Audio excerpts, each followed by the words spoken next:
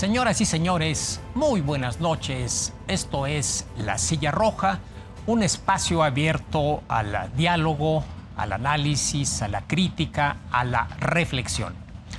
En esta ocasión, en una coyuntura internacional que requiere explicaciones de fondo, porque la información del día a día la conocemos de múltiples fuentes, hemos invitado a este espacio al doctor Aboud Barkesh Ongi, quien es analista, experto en temas geopolíticos y del Medio Oriente. Doctor Ongi, bienvenido a La Silla Roja. Gracias, Enrique, por la invitación. Encantado. Víctor Piz, gracias. Enrique, gracias, doctor. Bienvenido, buenas noches. Gracias. Doctor Ongi, pues vaya semana, poco más de una semana que hemos tenido. Ya la situación política de Irán había traído la atención de múltiples medios a nivel global, pero con la invasión, con el ataque de Estados Unidos, el asesinato, la muerte del ayatollah Jamenei, pues las cosas se han convertido en el pivote de la situación global. Pero vale la pena tratar de entender qué es lo que está en el fondo. Es decir, ¿cuál es la implicación de este ataque? ¿Qué es lo que hay atrás en términos estratégicos? No solamente el hecho militar del ataque norteamericano. ¿Podría ayudarnos a dar un contexto? Claro, es algo difícil de comprender simplemente por escuchar lo que sucede en las noticias, porque las noticias nos dejan en un nivel superficial de la situación, del conflicto, hablando de Irán o cualquier otro conflicto. Yo creo que hay dos niveles de eventos. El nivel superficial que todos vemos, que todos escuchamos en las noticias, y un nivel profundo, ese deep level, es donde se toman las decisiones y donde están los actores y los factores que están influyendo en la situación. En el caso de Irán, el factor principal, y a veces nos cuesta trabajo, incluyendo en esta situación, escuchar las declaraciones de Trump, de su gabinete, del por qué se hizo ese ataque, cuál es el objetivo, cuáles son los KPIs de la victoria para Estados Unidos. Pero el factor principal ahí es la energía nuclear, y no estoy hablando de las bombas nucleares. La energía en el mundo, nosotros todos vivimos. Necesitamos electricidad, necesitamos otros tipos de energía. Se genera la electricidad por las fuentes energéticas que en su mayoría son energías fósiles, energía solar, eólica, etcétera, etcétera, petróleo. Sí. El problema es que todas esas fuentes fósiles se están acabando, se van a acabar. En algún momento, en alguna fecha, no se ha anunciado, no se ha publicado, hay estimaciones nada más. Pero una vez que se acabe ese tipo de energía, ¿qué es lo que sigue? La Agenda 2030 empuja mucho el tema de las energías limpias, lo cual es algo bueno, es algo factible, pero no va a ser suficiente para reemplazar el petróleo, no va a ser suficiente para reemplazar todas esas fuentes clásicas. ¿Cuál va a ser la energía del futuro? La energía nuclear, definitivamente. Es la energía que puede dar abasto para todo lo que necesitamos. Ahora bien, basándonos en eso, ¿de dónde viene la energía nuclear? Viene de elementos, el más famoso es el uranio, que sorprendentemente existe mucho en la naturaleza, de una forma muy generosa y muy barato. Pero ese uranio que existe, decimos que no es enriquecido, es decir, no es radioactivo, no puede generar la energía que necesitamos. Para pasarlo a ser capaz de implementarse en un sistema de energía nuclear, se tiene que pasar en un proceso de enriquecer, es decir, inyectarle electrones o algunos otros elementos para que ese uranio vuelva radioactiva y pueda generar una reacción nuclear que se pueda utilizar para generar electricidad, para generar bombas nucleares también y todo esto. Este es el punto que preocupa a Estados Unidos. ¿Por qué? Porque simplemente quien tiene la tecnología para enriquecer el uranio es el rey Midas. Todo lo que toca vuelve oro. Es decir, es como si le digo, vamos a transformar el agua a petróleo. Es así, porque el uranio sin enriquecer es como el agua. Es un elemento que no hace mucho ni aporta mucho. Enriquecerlo es transformarlo a oro. Si nosotros hoy en día vemos a los países como Arabia Saudita, por ejemplo, que son los países petroleros los más ricos del mundo, en unos años así vamos a ver a los países que tienen la tecnología de enriquecer el uranio. El tema aquí es un sesgo mediático manipulado, forzoso, para decir, cuando hablamos de energía nuclear estamos hablando de armamento nuclear. No es así. Las armas nucleares es parte de todo el desarrollo de la energía nuclear, pero no es todo lo que puede hacer la energía nuclear. Yo creo que este es el punto fundamental. A Estados Unidos le preocupa que esas tecnologías salgan de su control, y que salgan de su control quiere decir que haya otras potencias que tienen ese desarrollo y no dependan de Estados Unidos. Creo que este es el punto fundamental. Otras cosas que ya llegan a ser en segundo nivel es el tema de la energía clásica. La llamo así, me refiero al petróleo y al gas natural, porque la posición de Irán pues, es importante geográficamente, porque tiene el control del estrecho Hormuz. Allá pasa el 20% del petróleo a nivel mundial y casi el 80% del gas natural a nivel mundial. Irán es la segunda reserva a nivel mundial de gas natural, después de Rusia. Entonces, ¿por qué le importa eso a Estados Unidos en segundo nivel? Porque Estados Unidos no compra ese petróleo. Pero los precios de ese petróleo, el control puede jugar y afectar todo lo que tiene que ver con el mercado energético en el mundo. Y eso explica el por qué Trump no ha hecho ese movimiento con Irán antes de asegurarse su poder sobre las reservas venezolanas.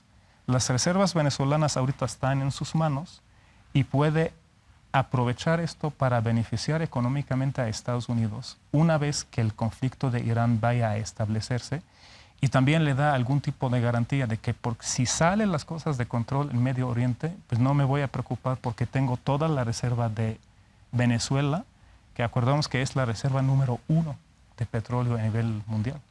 Si entiendo bien, doctor Ongi, el escenario que está planteando es Estados Unidos está preocupado por el programa nuclear de Irán, no solamente por el desarrollo de las armas nucleares. Presuntamente, la incursión militar de Israel y de Estados Unidos en junio del año pasado dio en el blanco a las áreas donde se estaban generando, digamos, armas nucleares. Pero entonces la preocupación no son las armas nucleares, sino el programa nuclear en general de Irán. Sí, es el programa nuclear. Ahora, para generar electricidad, en México tenemos la estación Laguna Verde, que es nuclear. No se necesita un nivel de enriquecimiento tan alto. ¿Por qué? O sea, ¿cuál es la diferencia? Si yo digo, tengo uranio enriquecido al 20%, puede generar algún proceso radioactivo, se puede utilizar para generar electricidad. Pero lo que juega importancia ahí es la cantidad. Vamos a hablarlo de números simples. Si tengo uranio, 1 tonelada, al 20% de enriquecimiento, equivale a la energía que podría generar 100 kilos de uranio, por ejemplo, enriquecido al 60%, al 70%. ¿Dónde hay importancia de esto en el tema de las bombas nucleares? Es el tamaño. Entonces, buscan concentrar una cantidad pequeña de uranio, pero capaz de generar la máxima energía posible. En el caso de generar electricidad no necesitamos concentrar tanto lo que es el uranio. O sea, podemos utilizar cantidades más grandes porque es una estación grande, es un proceso largo de cómo entra el uranio, cómo hace la reacción y cómo genera la energía eléctrica. Pero en las bombas nucleares sí tiene que tener una concentración limitada de cantidad de materia. Pero El uranio enriquecido al 60% también sirve en el tema de la electricidad porque necesito menos material garantizando la máxima potencia de energía que está generando. Yo creo que ahí va el tema y la preocupación número uno de Estados Unidos.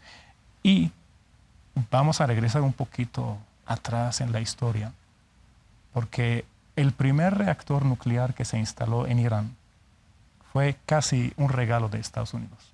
Estoy hablando del año 1967. 1967. Por el Shah Reza Pahlavi. Estaba el Shah de Irán, pero desde entonces Estados Unidos dijo, a ver, vamos a implementar un programa nuclear en Irán. Hubo acuerdos en los años 50 con Eisenhower. En 67 creo que el presidente era Johnson. Y la última visita del mandatario de Estados Unidos fue en 1972. Y prácticamente le dieron mucho poder al Shah de Irán. Le dieron un reactor nuclear para empezar a hacer todo el desarrollo. Ahora, el por qué lo hicieron en este momento no lo sé. Probablemente detectaron que la población allá pues, se desarrolla científicamente bien. Hay muchos científicos, les gustan investigar. Entonces hubo ese impulso allá. Cuando llega la República Islámica en 1979, pues ya las cosas cambian. Sigue Irán con su desarrollo nuclear de forma independiente y dejan a Estados Unidos al lado, y eso es lo que no le gusta prácticamente a Estados Unidos. Víctor. Se han hecho ciertos paralelismos con el caso Venezuela. Y digo, voy a eso para preguntar sobre Irán, porque el caso es mucho más complejo, ¿no? En el caso de Venezuela, pues intervino Estados Unidos, el gobierno, porque tenía un objetivo que era extraer a Nicolás Maduro y a la esposa y llevarlos a ese país para que sean juzgados. Pero bueno, logra un acuerdo con el gobierno encargado, con la presidenta que está ahora, la interina, y define una serie de objetivos y parece que las cosas están avanzando. Ya otorgó permisos para que las petroleras de Estados Unidos puedan ir a traer petróleo y el dinero se lo va a dar a Venezuela. Pero el caso de Irán es mucho más complejo porque aunque se da el abatimiento del líder supremo, Jamenei, el régimen persiste, o sea, el régimen es el mismo. O sea, y hacer un cambio de régimen en Irán no va a ser nada fácil, doctor. Sí, no va a ser fácil, pero yo pondría en duda que realmente Trump quiera hacer un cambio de régimen. Es decir, el objetivo de Trump es cambiar el régimen en sí o que se quede el mismo régimen, pero con nuevas negociaciones con Estados Unidos, porque son dos cosas distintas. Los dos escenarios para mí son muy parecidos. Vamos a comparar punto por punto. Con Venezuela hubo un movimiento militar bastante intenso alrededor de Venezuela y parece que iba a haber una invasión. Fue preparando el terreno, digamos. Fue preparando el terreno. Dos, se metió a Venezuela, sacaron a Nicolás Maduro, tardaron 24 horas, el régimen sigue siendo el mismo régimen, pero prácticamente aceptaron los cambios y dijeron, a ver, vamos a negociar. Y en pocos días después ya reanudaron relaciones diplomáticas, ya todo como si el régimen ha cambiado, pero no ha cambiado, es el mismo. ¿Por qué Trump puso tanto movimiento militar en la región? Yo digo que para prevenir. ¿Pero prevenir qué?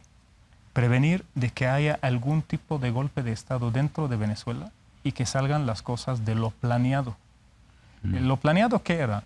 Sacamos a Nicolás Maduro, la vicepresidenta, que ya seguramente había algún tipo de negociaciones, de acuerdos, toma el poder y se hace esa transición como lo que sucedió. Pero si pasa algo, que por ejemplo que el pueblo se levante, que pida un cambio, que haya un golpe de Estado del ejército, porque sabemos el tema del ejército de Venezuela, cómo está el sector militar, ¿no? Para todo eso, para prevenir, él había ya rodeado toda Venezuela. Lo mismo hizo con Irán. Probablemente con Irán las cosas empezaron a salir, o aparentemente empezaron a salir de control, porque al matar el líder supremo y a 40 del secretario de Defensa, el líder del ejército, Guardia Revolucionaria iraní, él tiene ya todo preparado ahí para prevenir cualquier situación. Hay muchas cosas parecidas. En Venezuela estamos platicando fuera del aire. Si Nicolás Maduro está tan solicitado y ya lo agarraste, ¿por qué lo llevas en un barco que tarde 24 horas para llegar a Estados Unidos? ¿Qué es lo que estaba buscando Trump en ese tiempo? ¿Por qué gana tiempo para hacer cualquier movimiento, para ver cómo van a reaccionar dentro de Venezuela? Porque al final la confirmación y el impacto mediático que vimos era estar al pendiente todas esas horas para ver a Nicolás Maduro cuando llega. Es decir, tenía la lupa mediática enfocada ahí durante por lo menos 24 horas hasta que llegó Nicolás Maduro y todo el mundo supo que ya sí es cierto que Nicolás Maduro estaba ahí. En el tema de Irán, yo creo que también hay muchos puntos en común ahí. Si todo el mundo sabía que va a haber un ataque, porque todo el mundo lo sabía, embajadas empezaron a hablar con sus ciudadanos, las bases militares de Estados Unidos en la región se empezaron a vaciar antes.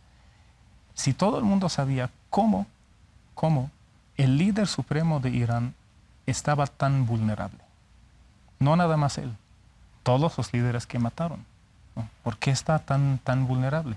Yo lo relaciono con un evento que sucedió hace años, bueno, menos de 2 años, creo que cuando mataron al expresidente de Irán, Ibrahim Raisi, en un accidente de avión. Ese señor era el candidato número 1 para ser el líder supremo después de Khamenei. Khamenei tenía 86 años. O sea, por naturaleza, pues, también su tiempo de vida estaba ya mucho más limitado.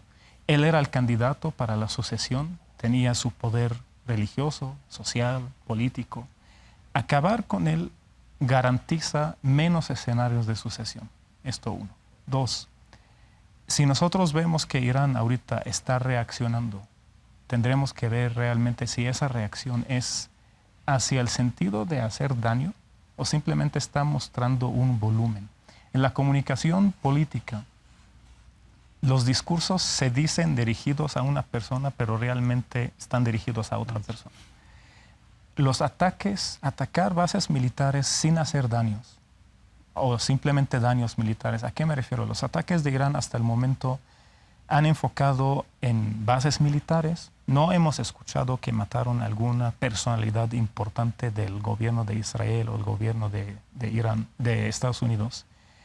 Muestran volumen, pero son ataques hasta cierto grado dirigidos hacia su pueblo para fortalecer esas emociones, es decir, nosotros nos estamos defendiendo, vamos a vengar, vamos a hacer todo esto. Muy parecido al discurso de Delcy Rodríguez, el primero, es decir, Nicolás Maduro es nuestro presidente para siempre y las cosas no van a cambiar y no vamos a aceptar y vamos a pedir que lo regresen, ¿no? Eso en el sentido militar. ¿Tiene armamento capaz de bombardear y hacer más daños? Sí. Irán, sí, no ha mostrado todo su poder. ¿Cuál es la justificación? Evidentemente no tengo acceso a ver el armamento, pero ¿cómo explicaríamos que un país durante años su mayor presupuesto fue enfocado al desarrollo científico dentro de la industria militar y hasta el momento no hemos visto todo ese poder? Entonces creo que no es tema de creer en las conspiraciones, pero al final hay algo ilógico. El líder supremo lo matan en un ataque en la mañana. Bueno, tiene su justificación la hora y el por qué ese día. Inmediatamente se queda tiempo, horas, casi un día completo, 24 horas de incertidumbre. Hablaban de que mataron al presidente, pero resulta al final que no lo mataron, que no tenía nada. Todo ese tiempo yo lo entiendo desde algo muy global en el tema del comportamiento de Trump. Y lo dice un filósofo ruso, Alexander Dugin, lo explica muy bien. Dice que, según él, que la teoría, nosotros, cuando digo, si hago las cosas rápido, o hago las cosas muy rápido, probablemente cometo errores. Pero cuando hago las cosas de forma muy exageradamente rápida, aunque cometa errores, tengo tiempo para corregir o para cambiar. Esa es la política de Trump. Trump lanza una bomba mediática, de repente publica un tweet, de repente hace algo y pone al mundo que dicen que es una locura, no entendemos qué quiere. Él sabe lo que quiere. Él sabe lo que quiere, pero hacer ese impacto tan rápido y luego empieza a observar qué es lo que está haciendo el mundo. Y ya de acuerdo a eso, él es capaz de cambiar su opinión de un día para otro respecto a una persona. Una persona un día puede ser terrorista y al otro día dice es good guy. Ya estamos bien, ya. Esa es su forma. Siguiendo este paralelo que planteaba Víctor, Venezuela, Irán, hay la percepción de que no hay una Delcy Rodríguez, así entre comillas, o un Jorge Rodríguez, el hermano, que era el presidente de la Asamblea Nacional. Pero en cierta medida carecemos de visibilidad, quienes no somos conocedores, expertos, de cuál es en realidad la estructura de poder adentro de Irán. Porque estaba el líder supremo, el ayatollah Khamenei, pero resulta que también había un presidente y también había un jefe de la Guardia Revolucionaria que, bueno, tiene también enorme poder en Irán. Sabemos, hay manera de reconocer la estructura interna y cómo funciona esa estructura interna del poder en Irán y cómo podría esa estructura interna generar una interlocución con Trump, con Estados Unidos, como ocurrió en el caso de Venezuela.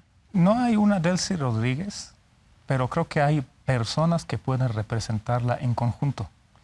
En Irán tiene un presidente y tiene el líder supremo. El líder supremo tiene esa posición religiosa, es la referencia, es el orientador de la revolución. Irán maneja ese discurso de la revolución, sigue estando en revolución, ¿no? Desde 1970. Islámica. Sí, la revolución islámica, desde entonces. Entonces el líder supremo es la referencia absoluta en todo, en lo militar, en lo político, en lo religioso. Pero también tiene un presidente que se elige de forma democrática. Los dos trabajan en conjunto, además de todos los poderes militares, el ejército, la Guardia Revolucionaria. Pero realmente, si nosotros tratamos de pensar con la cabeza fría, es decir, a ver, el hombre tenía 86 años. Es lógico, en cualquier institución, que en estas situaciones hay escenarios ya planchados, ya planeados. O sea, saben que este señor puede faltar por alguna razón u otra. ¿Qué sigue? ¿Qué es lo que procede? El presidente de Irán actual, Masoud Pezeshkian, llegó al poder después de la muerte del expresidente, que sí representaba mucho poder dentro de Irán. Y llega él con un discurso muy suave, muy tibio contra Estados Unidos. No hace tanto. Reflejó en algún momento, si regresamos a ver las noticias, por instantes, que había una separación de discurso. Masoud Pezeshkian, el presidente, decía algo y Khamenei salía y hablaba de cosas que antes se concentraba más en aspectos religiosos, ¿no? Entonces parecía que las cosas iban hacia un cambio. Había como una intención de cambio dentro de Irán. Ahora, ¿quién es Delcy Rodríguez de Irán? Varias personas ahorita están dirigiendo esa etapa transitoria. Masoud Pezeshkian, el presidente, Ali Larijani, que es un personaje dentro de Irán porque lleva la política, la diplomacia iraní, es el jefe del Consejo de Seguridad de Irán, pero tiene tanto poder que él negocia y platica con mandatarios, ¿no? Ellos de alguna forma u otra están formando esa procesión, ese cambio, ese proceso hacia una nueva cara del régimen. Aquí hay que hacer esa comparación con Venezuela. En Venezuela las cosas fueron muy rápido por una razón. El pueblo estaba harto del régimen. O sea, había mucho más resistencia dentro de Venezuela y era esa debilidad del régimen, ese momento débil era el momento de hacer un cambio real de régimen. El régimen se preocupó y dijo, no, a ver, vamos a doblarnos ante Estados Unidos y nos quedamos nosotros, mejor que haya un cambio. En Irán la situación no es así. Están negociando. Todos esos golpes no es para generar una guerra mundial. Yo no creo que va a ser una guerra mundial. Pero son intentos de negociar a favor de Irán lo más que puedan con Estados Unidos. Por eso los ataques van dirigidos a países alrededor que han sido aliados económicos y energéticos de Estados Unidos y no tanto a Israel. a simple vista es el enemigo número uno de Irán. Claro. Víctor. Sí, ¿de qué va a depender? Ya cumplimos una semana de conflicto, ahora justo. En la semana, las primeras declaraciones que hizo el secretario de Guerra de Estados Unidos, Hegseth, él dijo que no sería una guerra prolongada, larga. Dijo, esto no es Irak, no es como la guerra en Irak. Pero bueno, la escalada continúa y vemos que Irán sigue atacando justamente estas áreas estratégicas, ¿no?, que tienen alianza con Estados Unidos. ¿De qué dependería que no se convierta en una guerra interminable? ¿O qué tan prolongada puede ser esta guerra? El hecho de ser prolongada no conviene a nadie, incluyendo a Irán e incluyendo a Estados Unidos. Trump, en su segundo mandato, ya después de que perdió el interés sí quiere seguir mostrándose como el presidente que ha impulsado la paz en el mundo. Y las guerras que está haciendo, está intentando darles otro pretexto, que no son guerras, que no es invasión, ¿no? Pero él utiliza lo que es como operaciones quirúrgicas. ¿Por qué? Porque es un hombre de negocio. Es un error desde mi punto de vista analizar a Trump como político, porque no es un político. Es un hombre de negocios, es un empresario. Entiende las cosas, cuánto me va a costar y cuánto voy a ganar. ¿Para qué voy a hacer una invasión? Si yo puedo cambiar el líder y llega nuevo, quien sea, y pueda negociar conmigo. No quiero hacer un escenario de Irak 2003. Justo es lo que dijo el secretario de Guerra de Estados Unidos. Ahora, ¿por qué no conviene que sea una guerra prolongada? Primero, porque Trump no tiene mucho tiempo. Trump trabaja a muy corto plazo. Tiene objetivos. Su siguiente objetivo va a ser Cuba. Lo dijo hace unos días. Dos, económicamente no conviene a Estados Unidos. Tres, económicamente y energéticamente no conviene a Irán. Irán puede amenazar y decir, vamos a cerrar el estrecho de Hormuz. Bien. ¿Afectas el 20% de petróleo del mundo? Sí. ¿El 80% de gas natural? Sí. ¿Pero quién produce ese gas? Irán, en primer lugar. Es decir, es darse un balazo en el pie.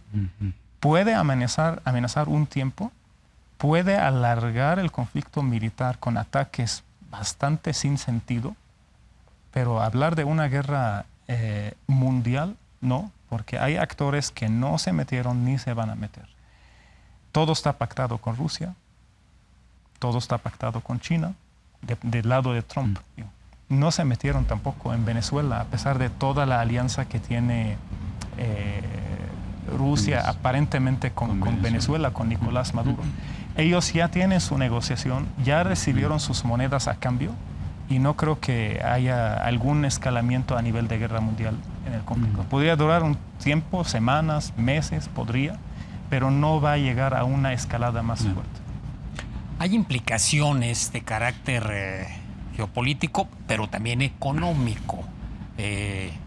Ya el viernes el precio del petróleo Brent rebasó los $90 y bueno, muchas luces amarillas y hasta rojas ya se están encendiendo. Hay quien ve el límite de los $100 como si llega el Brent a ese nivel, pues cuidado, porque la afectación a la economía global sí puede ser relevante. Platicamos un poquito de este tema, pero si nos permite, doctor Ongi, vamos a hacer antes una pausa y regresamos para hablar de también este aspecto energético, económico, en el marco de este conflicto. Estamos en La Silla Roja.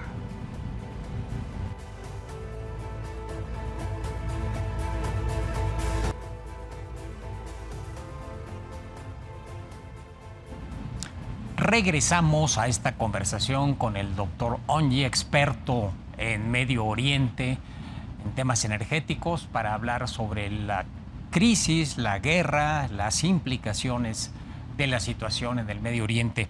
Doctor Ongi, antes del corte comentábamos del brinco que ya ha dado el precio del petróleo. Si bien Estados Unidos es un exportador neto de petróleo, no importa el petróleo del Medio Oriente, De cualquier manera, los precios internacionales del petróleo tienen referencias, entonces no puede ocurrir que suba el petróleo Brent y no suba el precio del petróleo y por ende de la gasolina en Estados Unidos. Y para Estados Unidos este es un año electoral. Y si en los próximos meses los norteamericanos tienen una gasolina cara por efecto de la guerra, pues para Trump esta movida va a ser un tiro en el pie, porque lo más probable es que la base electoral se vuelva en contra de él y puede perder el control por lo menos de la Cámara de Representantes. ¿Cuál es el escenario que podemos visualizar tomando en cuenta este contexto? Yo relacionaría el tema de el petróleo de Venezuela justo como esa reserva que va a permitir a Trump hacer cualquier tipo de maniobra hablando del mercado de petróleo internacional. Evidentemente es una respuesta bastante sencilla, ¿no? Es decir, si el mercado, lo que sucede en el precio de petróleo en Oriente Medio afecta al precio de petróleo aquí, pero si nosotros lo imaginamos de forma bastante sencilla, hablando como si fuera una bolsa de producto, una bolsa de manzanas, una bolsa de algún tipo de frutas, esas frutas cuando cambia su precio que llega de un jardín, la bolsa en sí podría tener algún tipo de efecto en los precios de venta, ¿no? La bolsa de las manzanas.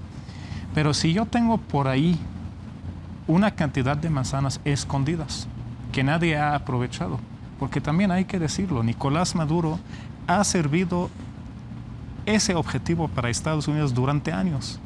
Ser un presidente que no ha aprovechado la gran reserva que tiene de petróleo, garantizando que esa reserva no va a ninguna otra potencia, que se queda ahí para cuando Estados Unidos lo necesite.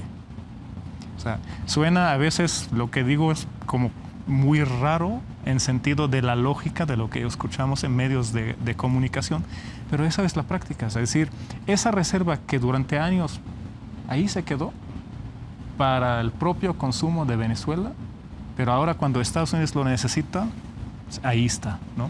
Entonces yo creo que es lo que va a utilizar Trump para poder establecer su economía en primer lugar y el precio de petróleo. A él no le conviene, por eso dije que no le conviene que la guerra esté a largo plazo, no le conviene un gasto militar excesivo, no le conviene un gasto demasiado alto. Al mismo tiempo, sí le conviene mantener la industria militar viva, porque la economía de Estados Unidos durante años se ha impulsado por la industria militar. Y la industria militar es como cualquier industria. Si yo hago corbatas y lleno mis almacenes de corbatas, yo no puedo activar la industria si esas corbatas no se utilizan y no se venden. ¿Y cómo voy a vender armas si no hay guerras? ¿Cómo voy a vaciar almacenes para generar una nueva producción si no hay conflicto militar? Entonces, él tenía ese dilema, porque llega al gobierno en su segundo mandato con un discurso pacífico, con un discurso de que yo no voy a ser Bush, no voy a ser Obama, no voy a empezar guerras. Tenía el objetivo muy personal de Nobel de la Paz y etcétera, pero al mismo tiempo tenía una economía bastante dañada, gracias a todo lo que hizo Biden durante su mandato, ¿no? en términos generales. Entonces, ante esas dos, él sabe que la industria militar activa la economía de Estados Unidos porque es un sistema que ha sido diseñado así durante muchos años, pero no lo quiere hacer. Entonces, intentó con los aranceles, intenta con el tema del petróleo de Venezuela, algunas cosas le salieron bien, algunas le salieron mal. Ahora regresa al tema de la industria militar con pretextos. No quiere ser el presidente que ha empezado una guerra contra Irán, es de acuerdo a su mentalidad, de acuerdo a lo que él dice. Ahora, ¿sí necesita tener sus controles? Sí. Yo creo que el petróleo de Venezuela, de alguna manera u otra, tomando en cuenta la diferencia de la calidad de ese petróleo, es un petróleo pesado, es un petróleo que necesita un proceso más largo de refinerías, pero al final de cuentas es un petróleo. Es decir, es una reserva enorme de petróleo que está bajo su posición y él puede utilizarla para manipular realmente los mercados. Ahora, la zona que está sufriendo y que va a sufrir más es Europa. Europa, por el gas. Por el gas y por todos los conflictos. Es decir, lo que no quieren entender los líderes europeos, o por alguna otra razón lo hacen así, es que ya no pueden confiar en Trump. Es decir, ya no pueden considerarlo como siempre el aliado infinito, ¿no? Un aliado que me va a respaldar en todo. Trump los está dejando entre la espada y la pared. Lo hizo con Rusia. Y ahorita lo está haciendo con Irán. El gas natural para Europa, ¿de dónde viene? De Rusia y del Golfo Pérsico. Las dos ya están zonas de guerra. Entonces, si Rusia sube el precio o hace ciertas medidas, ¿a quién va a afectar? A Europa. Por eso vemos reacciones de los líderes europeos, de Francia, Macron, tratar de mantener un discurso que fortalece a su pueblo, pero realmente la situación la tiene muy mal desde hace tiempo. Y desde hace tiempo lo he mencionado en diferentes ocasiones que Europa es una bomba de tiempo. Es una bomba por la estructura social que tiene, que se está cambiando demográficamente de una forma extrema. Por temas económicos, se han basado mucho tiempo en aliados que las pueden fallar en cualquier momento. Y tampoco le importa mucho a Trump si le amenazan y le dicen vamos a meter a China. Él ya negoció con China. ¿Cuál es la negociación con China? Haz lo que quieras de tu lado, pero no te metas al continente americano. Ese mundo multipolar es lo que está impulsando Trump. No quiero ser el líder del mundo, pero quiero ser el líder del continente americano, y aquí nadie hace nada sin consultarlo conmigo. Ni la economía, ni militar, ni político, nada. Lo demás, de la otra parte del mundo no me importa. Que China haga lo que quiera con Europa, pues adelante si ellos quieren, ¿no? Pero a mí, en mi mercado, no se metan. Víctor. Sí, creo que ese es el tema, ¿no? El dilema que enfrenta Europa. Ahora vimos en la semana pues esta confrontación entre España y Estados Unidos, entre Trump y Sánchez, por la decisión de Sánchez de no permitir que se utilicen las bases militares de España en Medio Oriente. Y también creo que le genera pues división a la propia Europa, que de por sí traía ya hay algunas fisuras con el tema de Groenlandia, ¿no? Creo que también estaba enfrentando un dilema. Y que, por cierto, la presidenta Sheinbaum lo dijo en la semana, que era pues de reconocer la postura de Sánchez. Dice, aun cuando España es miembro de la OTAN, pues finalmente pues está adoptando una postura congruente contra la guerra, ¿no? Entonces creo que sí, Europa está en una posición muy complicada. Sí, ahora el discurso el presidente del gobierno de España y otros líderes de Europa toman en cuenta en sus discursos a quién está dirigido el discurso. O sea, para ellos tienen un cambio demográfico fuerte en el sentido de que hay muchos inmigrantes musulmanes, árabes, que han entrado a Europa. Jamás habíamos escuchado antes un líder europeo que hablaba a favor de Gaza o que hablaba a favor de o en contra de, aunque de forma indirecta, en contra de Israel o de Estados Unidos. Hoy lo escuchamos. ¿Por qué? Por doble objetivo. Primero, mantenerse ante su pueblo. Porque sabemos que esos gobiernos, o sea, no es casualidad de que los gobiernos o los presidentes europeos que están manejando este discurso son los que tienen menos popularidad en sus países. Francia, España, en primer lugar. ¿Por qué? Porque realmente ese cambio demográfico, ellos lo que están jugando ahora es decir, a ver, voy a jugarle a esa parte nueva de la sociedad que se está integrando. Ese es el primer objetivo. El segundo objetivo es forma de presionar para Estados Unidos. Es decir, ok, no quieres ayudarme, no quieres respaldarme, aquí yo voy a apoyar a Gaza. Yo voy a reconocer al Estado de Palestina. Yo voy a meter productos fabricados en China, empresas chinas de tecnología. Voy a empezar a meter todo esto, pensando de que eso podría preocupar a Trump. A Trump en lo personal no le preocupa nada Lo que le preocupa es durante esos 2, 3 años que le quedan en la Casa Blanca lograr sus objetivos a corto plazo sin arriesgar los objetivos de la administración estadounidense a largo plazo. Hay que distinguir que en Estados Unidos hay 2 tipos de objetivos. Los de largo plazo, esos ni siquiera el mandatario en turno puede influir ahí. Temas como la alianza con Israel, el apoyo a Israel, es algo que ningún presidente va a poder jugar con esto porque son objetivos establecidos a largo plazo. Hay objetivos a corto plazo y muy corto plazo, y ahí es donde Trump está haciendo su maniobra.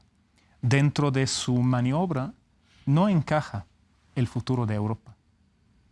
Eso probablemente impactaría al partido republicano, quién será su candidato después, que por el momento lo que nosotros vemos, los 2 que están como luciendo por ahí, pues son más extremos que Trump, más extremistas que Trump. En este realineamiento, doctor, ¿dónde queda, por un lado, Israel y dónde quedan los estados del Golfo Pérsico, que han sido también blanco de los ataques de Irán? ¿Cómo se está dando este reacomodo? Se plantea que Israel pues no quedaría conforme con el que se mantuviese el régimen de Irán con otro líder, aún con la negociación con Estados Unidos. ¿Cómo entenderlo? Ok. Voy a regresar un poco en la historia de un evento que nos va a poder cambiar el chip de entender cómo están los actores dentro del Medio Oriente. En los años 90, ¿quién era el enemigo número 1 de Irán? En el Medio Oriente era Saddam Hussein, el presidente de Irak. ¿Quién mató a Saddam Hussein? Estados Unidos. Sí. Entonces, Estados Unidos le hizo favor a Irán. O sea, suena raro, pero sí. Le hizo un favor porque le quitó un enemigo fuerte, un enemigo que sí tenía un ejército establecido, que generaba para ellos hasta cierto grado por el tema de Israel, que pueda atacar a Israel, etc. Pero en la práctica, pues les hizo el favor a Irán. Y ahorita Irak es casi el único país árabe que habló a favor de Irán, ahorita. ¿Por qué? Porque tiene una presencia chií fuerte. Aquí hay que regresar a esa diferencia social religiosa. Los suníes y los chiitas son esas 2 ramas del Islam que compiten entre sí con una sola finalidad. ¿Quién tiene el poder y quién representa el Estado Islámico? Recordemos que el Islam, cuando empezó en 647 después de Cristo, se estableció un Estado Islámico que pasó en diferentes etapas. La última etapa fue el Imperio Otomano. El Imperio Otomano cae en la Guerra Mundial, pierde en la Primera Guerra Mundial y se divide en los países, patrocinando esa división por Europa. En ese entonces Inglaterra y Francia. Entonces esas divisiones tienen todavía esa herencia de los suníes y chiitas y quién va a liderar el mundo islámico. Hoy hay actores que están peleando ese liderazgo. Turquía, Arabia Saudita, Irán, en primer lugar esos 3, con diferencias, porque Turquía son sunitas, pero no son árabes, son los otomanos prácticamente. Arabia Saudita son sunitas y Irán son chiitas. 3 potencias que están prácticamente viendo quién va a liderar el mundo islámico y quién va a poder ser el número 1 en el mundo islámico. Nosotros, si nos basamos en esto, vemos que para Irán esos ataques pues les sirven hasta cierto grado en el tema de darse cuenta en el Medio Oriente quién tiene ese poder. Y del lado de Israel, ¿dónde está Israel? Para la existencia de Israel, porque, a ver, estamos hablando de 2 ideologías, islámica y hebrea o judaica, ¿no? Las 2 buscan un Estado teocrático. Las 2 buscan un Estado formado por leyes religiosas. La existencia de uno va en contra de la existencia del otro. Entonces es muy difícil decir, a ver, vamos a vivir en paz ahí, no va a pasar, porque dos ideologías, a menos de que lleguemos en un tiempo donde entendemos que la administración pública, los gobiernos tienen que ser laicos y se tienen que alejarse de ideologías o filosofías religiosas. Si no, vamos a seguir teniendo esa batalla. Lo que estamos viviendo en el Medio Oriente es un cambio generacional. Cada que llegue una generación va a intentar hacer un cambio y es lógico. 1979, la Revolución Islámica de Irán, quienes nacieron después ya tienen 40 años. Ya no conocieron al Shah y son ellos los que están operando el país hoy en día. Entonces, sí es lógico tener ese cambio generacional, pero el problema de fondo, esa diferencia religiosa que viene en segundo nivel, pero se utiliza. Lo que hablamos al principio de esos dos niveles, el nivel deep, el nivel profundo donde está la economía, la energía nuclear, para manipular como las marionetas la sociedad, se utilizan hilos. Y dentro de esos hilos cambian de una región a otra. Pero en el Medio Oriente el hilo principal es la religión. En otras zonas del mundo hay otros hilos, pero siempre sucede esa manipulación de esos dos niveles de poder. Víctor, se nos está terminando el tiempo. Tenía esta inquietud porque pues venimos también de esta iniciativa de Trump sobre la paz en Medio Oriente, ¿no? Creó este Consejo de Paz que pues no tuvo mucho eco, pero bueno, lo llevó incluso a Davos, en fin. ¿Hezbollah está alineada a Irán? Sí, Hezbollah es una milicia que ha sido apoyada por Irán durante mucho tiempo, que perdió mucho poder. El líder de Hezbollah, Hassan Nasrallah, que mataron hace un tiempo, era ya a partir de ese Hezbollah ya volvió siendo un poder mucho menor a lo que estaba antes. En 2006 tenía tanto poder que pudo frenar el avance de Israel dentro del Líbano. O sea, pudo enfrentar al ejército de Israel. Hoy en día no tiene eso, perdió todo el apoyo e incluso tiene ahorita el gobierno del Líbano en su contra. El presidente del Líbano hace unos días dijo que yo voy en contra de todo tipo de armamento fuera del poder del ejército. Entonces, creo que es un actor, Hezbollah, que ya está de salida. Disminuido. Ya está de salida. Y lo que sí hay que... O sea, entender el Medio Oriente es algo complejo porque hay que tomar en cuenta todos estos actores y factores que están. Pero yo sí sigo siendo optimista respecto a la guerra de Irán. No creo que permitan que dure mucho tiempo, a lo mejor dura unos meses máximo, pero realmente su impacto económico lamentablemente sí lo vamos a estar sufriendo un tiempo. Doctor, pues yo me quedo con esto último, optimista en el sentido de que no tendremos esas guerras eternas. Vemos Ucrania-Rusia, que pues ya cumplió recientemente su cuarto año. Aquí ojalá sea de semanas, a más de meses, pero no más allá. Y al mismo tiempo, inevitablemente tendrá impactos económicos que no podemos ignorar. Muchísimas gracias por habernos permitido entender otros aspectos más profundos y más complejos de esta situación del Medio Oriente, doctor Oña. No, al contrario, gracias Enrique y Víctor por la invitación y por su tiempo. Y Víctor Piz, gracias como siempre. Doctor, gracias, buenas noches. Y sobre todo, gracias a usted por la atención. Lo invitamos a que siga en las próximas ediciones de La Silla Roja. Muy buenas noches.